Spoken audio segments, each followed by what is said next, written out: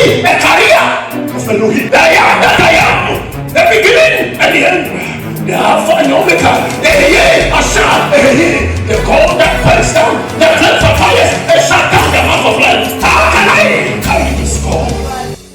Nullify the pain. If you think someone is behind your suffering, and you hear that the person is dead, sir, that is not the end. Because the determination has been done in the realms of the spirit. It takes spiritual force that is greater than that in order to nullify it.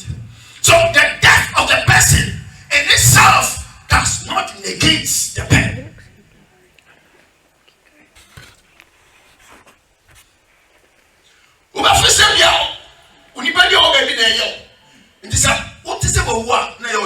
It's not the end. No, it's not the end.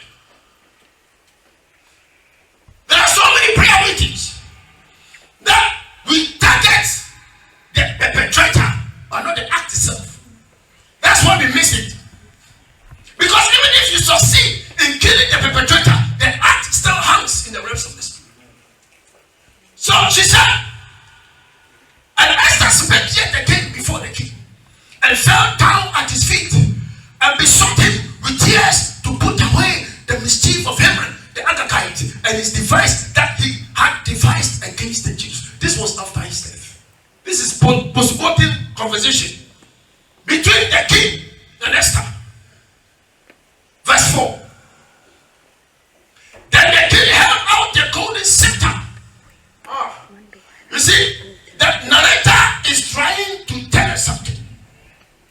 The narrator is highlighting the importance of the inner court and the scepter to the reversal of the pen. So again, here, the narrator is reiterating again. He says that the king held out the golden scepter towards Esther. This is the second time.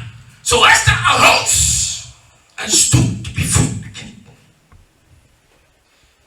Standing before the king is consequential to the reversal of the pen. Verse 5. And said, if it please the king, and if I have found favor in his eyes, and the king seemed right before the king, and I be pleasing in his eyes, let it be written to reverse.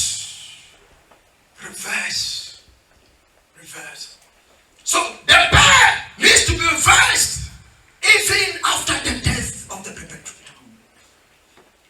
The Hebrew word here is shub. Shub means return to sender.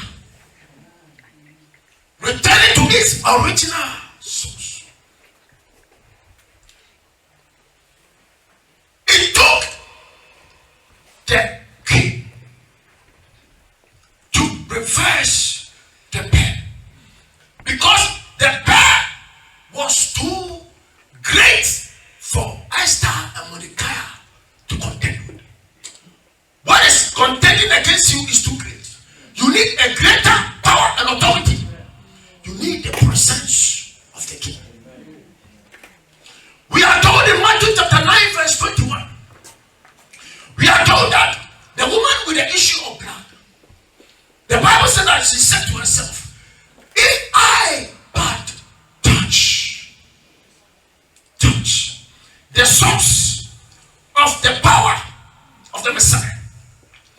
Because Micah chapter 4 verse 2, the Bible says that to them that believeth shall the Son of Man arise with healings in his wings.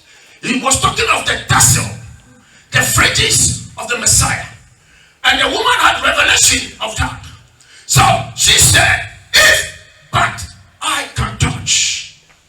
The same with Esther. She said to herself, if but I can gain access into the inner court and touch the scepter, and touch the scepter of the king, the bell any prayer against your life may be sent back to sender. Back to sender. Back to sender. This afternoon, prayers are going to prevail.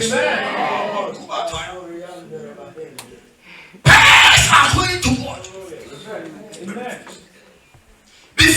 Because we have come into the inner court and we are standing before the king and we are crying out, let the prayer be reversed. Shall we upstanding?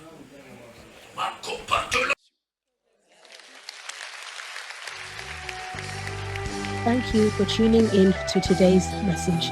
If you want to stay connected with us, be sure to follow us on social media.